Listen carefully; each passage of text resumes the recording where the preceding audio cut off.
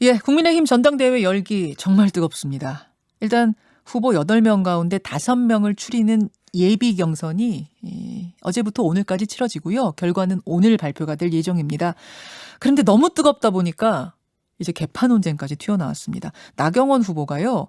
신진 후보들 뒤에 계파가 있다. 이렇게 주장을 하자 이준석 후보가 바로 나경원 후보 뒤에 친박계가 있다는 거다. 이렇게 받아쳤죠. 김웅 의원은 계파를 꺼내는 건 마치 흉가에 들어가서 유령 있다고 외치는 꼴이다. 즉 두려워서 헛것을 보는 거다. 이렇게 또 받아쳤습니다. 자, 오늘 인터뷰 8명의 후보 가운데 1명 주호영 후보, 주호영 전 원내대표 만나보겠습니다. 주호영 후보님 안녕하세요. 예, 안녕하십니까. 반갑습니다. 반갑습니다. 어제 치러진 그 김호수 검찰총장 인사청문회 관전평도 저는 궁금은 한데 일단 요건 좀 뒤로 미루고요. 우선 예. 전당대회 얘기부터 해보겠습니다.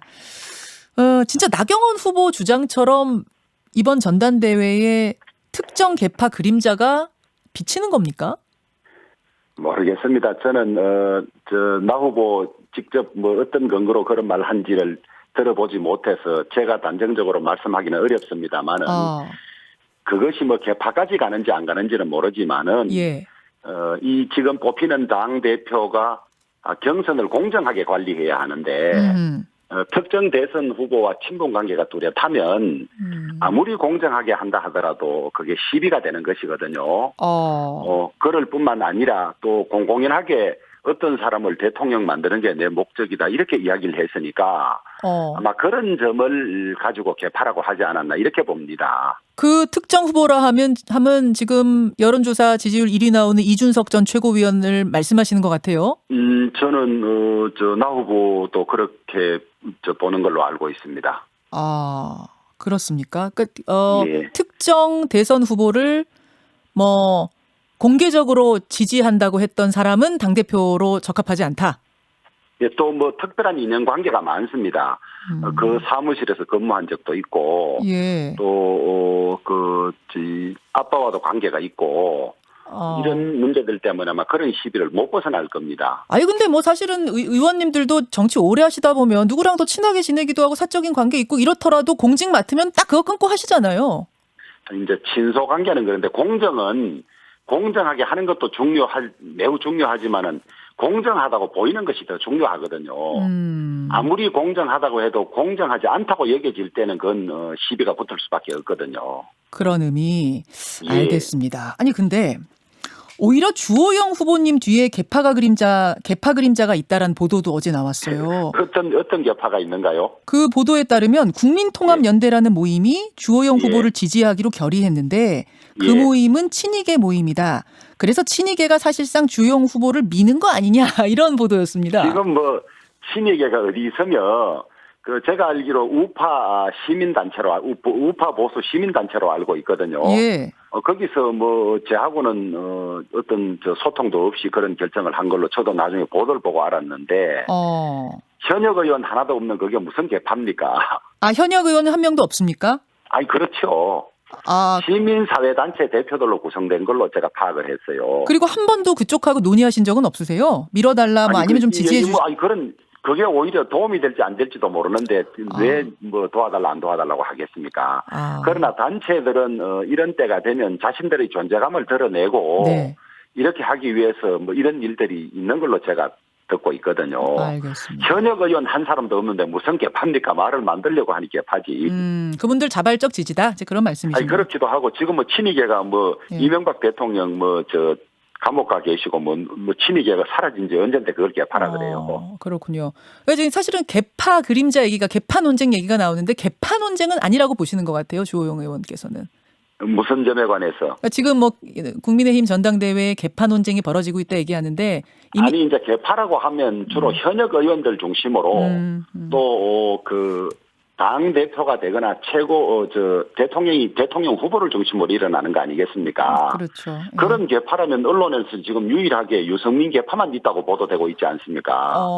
의원들 열 몇 명 정도가 개파를 형성하고 있다 이런 것이지 우리 당내 딴 개파는 없습니다 지금. 그렇습니까? 유승민 개파라고 지금 얘기하는 그분들도 그건 개파가 아니다라고 분명하게 말씀하시던데요. 아니 근데 그것이 개파인지 아닌지는 뭐 어느 정도 돼야 개파인지는 모르겠습니다만은 친하고 자주 모이고 누구를 대통령 만들자 이러면 개파 정도로 볼 수 있지 않은가요? 아, 그렇게 보시는군요. 그러면 이번 전당대회가 뭐 이랬든 저랬든 뜨거운 것만은 분명해요. 주호영 의원님. 예. 그 더 뜨거워진 이유는 뭔가 찾아보면 이준석 전 최고위원이 30대에 원외 인사인데 여론조사 1위를 계속 차지하고 그것도 격차를 많이 벌리다 보니까 많은 사람들의 관심을 끌 수밖에 없는 게 사실입니다. 이 흐름은 어떻게 보고 계세요? 일단 폐기라든지 그다음에 변화를 바라는 욕구가 있는 건 틀림없고요.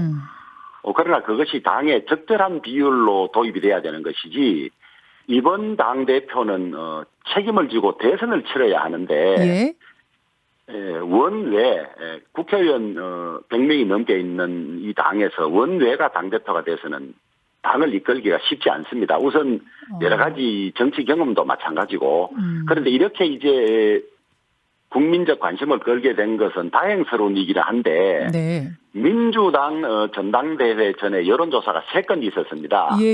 그런데 우리는 어제 그제까지 벌써 11건이나 있고 이것이 우리 당의 전당대회 룰과 일치하는 방법의 여론조사가 아니거든요. 그냥 일반 국민들을 상대로 하고 인구 분포라든지 이런 것도 달리하는 것이고 이것이 너무 확대되고 많이 유포되는 것 같아요. 그래서 여기에 무슨 어떤 움직임이 있지 않는지 예의주시하고 있습니다. 그러니까 여론조사 뭐 수치를 조작했다거나 이런 음모론 이런 말씀은 아니시고 그건 아니지만 왜 이렇게 여론조사가 민주당 때보다 많은 건지? 뭐 많아도 엄청 많은 거고 그것을 가지고 자꾸 유포하고 확대하고 이러다 보니까 이게 당심에 혼란을 줄 수가 있거든. 우리 당원들의 판단에 어떤 혼란을 주거나 호도할 수 있다는 점이 대단히 우려스럽죠. 아니 근데 그 국민의힘 대상으로 한 여론조사, 국민의힘 전당대회에 대한 여론조사가 이렇게 많다는 건 좋아하셔야 될 일 아니에요? 그만큼 관심들이 높다는 얘기니까? 이게 여론조사에도 비용이 들고 하는데 누가 이렇게 많이 하는지는 모르겠습니다만은 좀 과도하다는 느낌이에요. 그렇게 보시는군요. 거기에 누가 작용하고 있다고 생각하세요? 누구의 마음이? 뭐 그렇게까지는 아닌데 이제 어떻게 해서 이런 현상이 벌어지는지는 우리가 예의주시하고 있습니다. 그것들이 다 보면은 언론사에서 의뢰해가지고 한 여론조사가 대부분이에요. 근데 그거는 이준석 전 최고위원이라는 사람이 1등을 하니까 그게 워낙 이례적이고 관심이 높으니까 그러니까 또 그런 많이 측면도 없지는 않겠지만은 우리 경선 본선 룰과 다른 방법으로 열몇 차례나 한다는 것 자체는 특이한 현상이에요. 그렇군요. 알겠습니다. 이준석 후보는 이렇게 답을 하셨더라고요. 국민들이 의도를 가지고 이런 여론조사 결과를 반복적으로 만들어내고 계시는 거다. 그 국민들의 의도란 뭐냐면 바로 세대 교체하라는 강한 의도다. 이렇게 해석을 하셨던데 어떻게 생각하십니까? 인위적인 세대 교체는 성공한 적이 없습니다. 우리 당은 총선 때마다 특히 공천을 통해서 과도한 세대 교체를 해온 것이고 세대 교체가 중요한 것이 아니라 정권 교체가 중요한데 세대 교체를 내세워서 정권 교체를 실패하면 그것만큼 바보짓은 없는 것이거든요. 무엇을 위한 세대 교체냐는 거죠. 그런데 이 지금 당 대표는 이 여러 가지 다양한 정치 경험을 가지고 의원들을 통합하고 당을 결속하고 야권을 통합하고 공정하게 경선을 관리해서 내년 대선을 이겨야 하는데 세대교체 하나만 가지고 대선을 이긴다는 보장이 없고 그렇게 됐을 때 있을 수 있는 여러 가지 이 위험 부담이라든지 모험적인 성격을 어떻게 관리할 것이냐 이거를 깊이 고민해 봐야 됩니다. 너무 모험적이다. 그래서 우리 당의 어떤 이 젊은이들의 어떤 대표성이라든가 이런 것은 최고위원이나 딴 걸로서 그것을 대표해야 하지 당의 운명을 결정할 수 있는 당대표의 의원도 아니고 의원 경험이 없을 뿐만 아니라 그냥 세대교체 하나만 가지고 이런 큰 일에 맡기는 그런 도박을 저는 우리 당원들이 하지 않을 거라고 보는 거죠. 그렇게 보시는군요.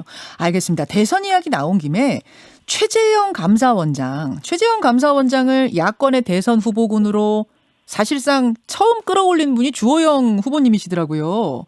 근데 그분은 현직에 있고 권력 의지가 전혀 없어 보이는다는 평이 있는데 어떻게 생각하세요? 저는 지금 감사원장은 헌법기관장으로서 정치적 중립이 엄격하게 요구되는데 네. 현직에 계시는데 정치하라 마라 이럴 입장은 아닙니다. 바람직하지도 않고요. 예.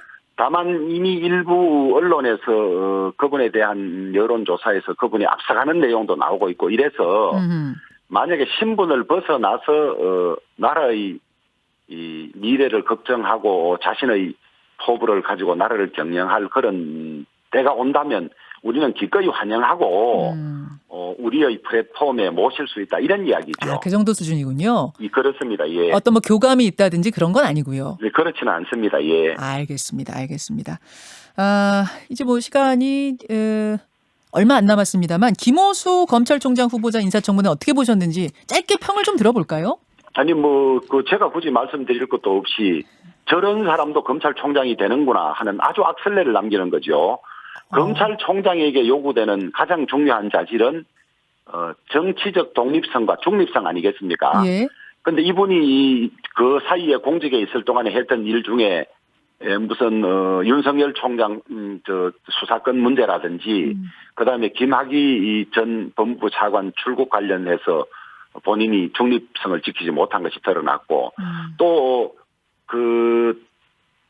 본인이 변호사 할 동안에도 부적절하게 사건을 수임한 이런 내용들도 드러났고 그래서 정권 말기에 정권의 부정 비리를 감싸주고 상대편에 대해서 가혹하게 수사할 그런 사람으로 선택한 것이라고 보는 거죠. 그래서 대한민국의 사법 체계가 다 무너져 가는 것이다. 검찰 체계가 조국, 추미애, 그다음에 박범계 법무부 장관 임명해서 우리 법무부를 완전히 망가뜨려 놓은 것과 마찬가지로 검찰총장도 지금 윤석열 쫓아내고 전혀 윤석열과 반대되는 권력을 비호할 그런 사람을 검찰총장으로 내정했다. 이렇게 말씀드리겠습니다.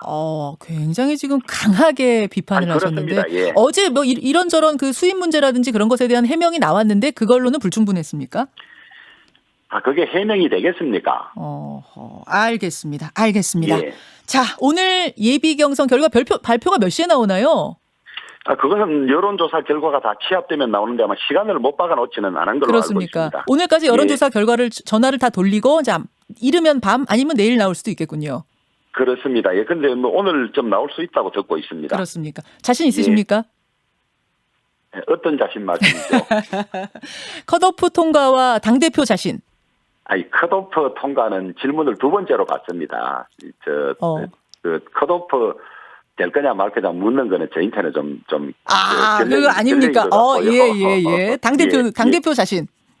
예, 당대표 자신이 있습니다. 우리 당원들께서 누구에게 당대표를 맡겨야 내년 대선 승리할지 잘 판단하실 거라고 봅니다.